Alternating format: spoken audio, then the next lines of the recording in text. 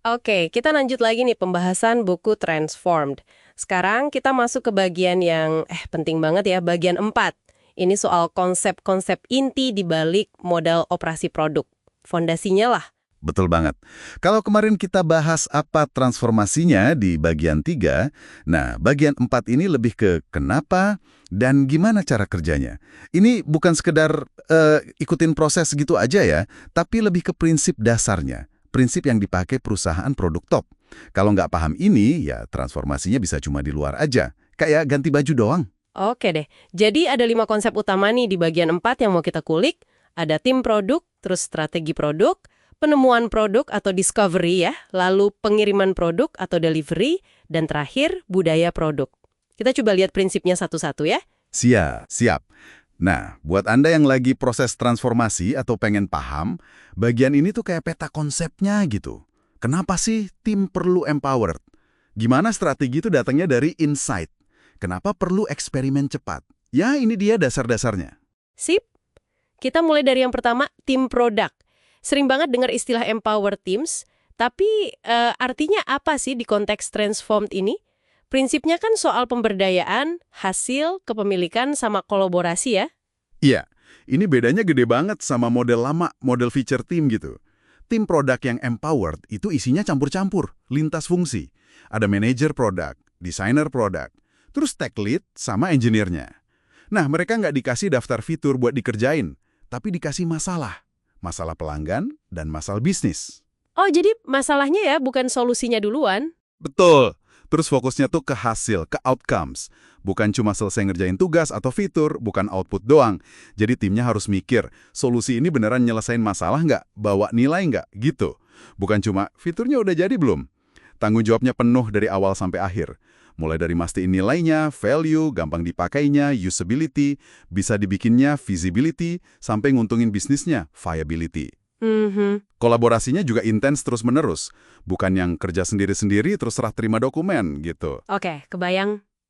Tim yang kayak gini kan butuh arah yang jelas ya. Nah, ini nyambung ke konsep kedua, strategi produk. Bedanya apa nih sama roadmap biasa yang sering isinya cuma daftar panjang permintaan stakeholder? Prinsipnya kan fokus, wawasan, transparansi, sama menempatkan taruhan. Nah, iya. Bedanya beda banget. Kalau visi produk itu kan tujuan jauh ya, 3 sampai 10 tahun lah. Strategi produk itu peta jalan kita sekarang buat ke arah visi itu. Strategi yang bagus itu nggak nyoba ngerjain semua. Harus fokus. Pilih beberapa area penting aja yang paling potensial. Milihnya gimana tuh? Nah, milihnya itu berdasarkan wawasan atau insights. Ini penting nih.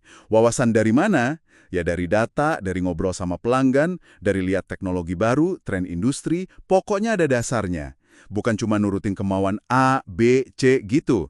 Jadi kita sadar milih mau bertaruh di mana yang dampaknya paling besar.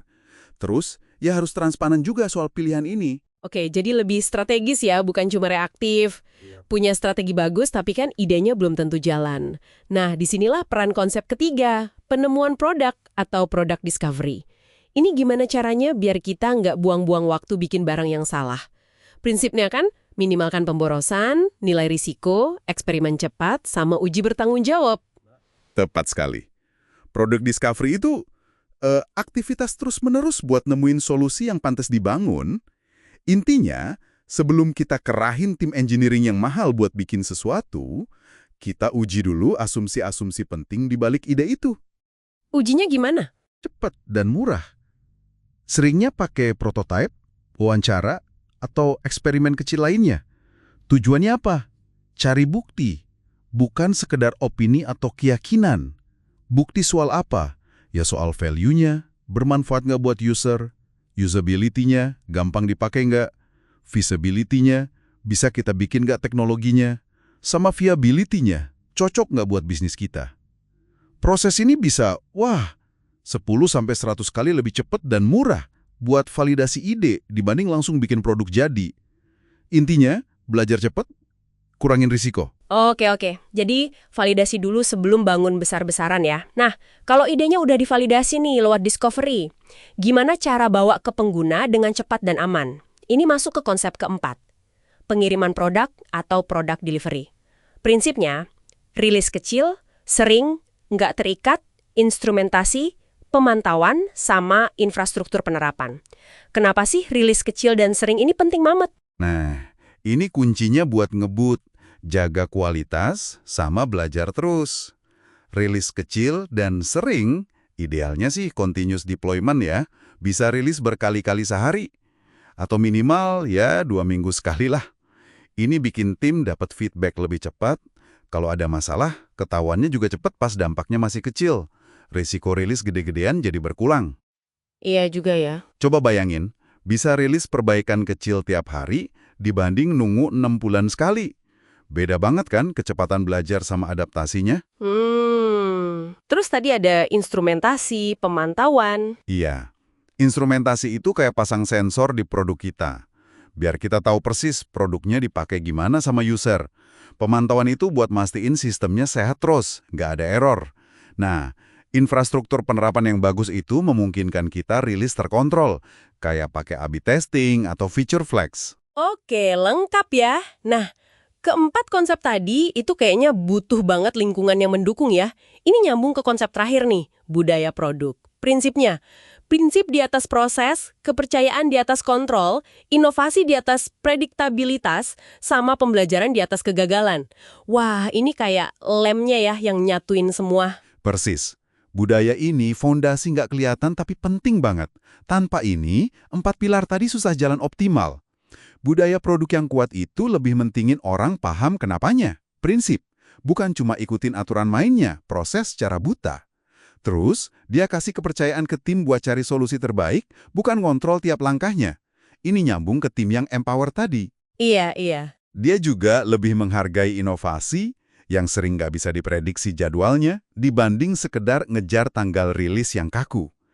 Dan yang paling krusial mungkin, dia melihat eksperimen yang hasilnya nggak sesuai harapan itu sebagai pembelajaran, bukan kegagalan yang memalukan atau harus dicari siapa yang salah.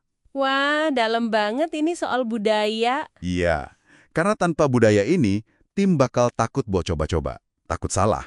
Padahal, discovery dan delivery yang cepat itu butuh keberanian eksperimen. Jadi, jelas banget ya kelima pilar ini, tim, strategi, discovery, delivery, dan budaya produk, itu satu kesatuan fundamental di model operasi produk ala transformed.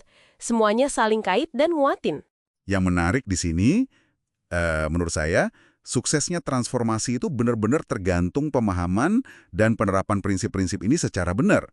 Ini bukan cuma soal adopsi tools baru atau ngadain rapat harian ya, tapi perubahan cara mikir yang menyasar. Cara mikir soal gimana nilai itu diciptakan, fokus ke hasil nyata, kolaborasi tim yang erat, belajar terus lewat eksperimen, dan ya, itu tadi, pemberdayaan tim yang sesungguhnya. Oke, sebagai penutup nih, mungkin ada satu pertanyaan buat Anda renungkan sendiri di rumah atau di kantor. Dari kelima konsep inti yang kita bahas tadi, tim, strategi, discovery, delivery, dan budaya, kira-kira mana ya yang paling menantang buat diterapkan atau diubah di lingkungan Anda sekarang? Dan coba pikirin juga, kenapa kok tantangan itu muncul? Nah, itu bahan pemikiran menarik. Sampai jumpa di pembahasan kita selanjutnya ya.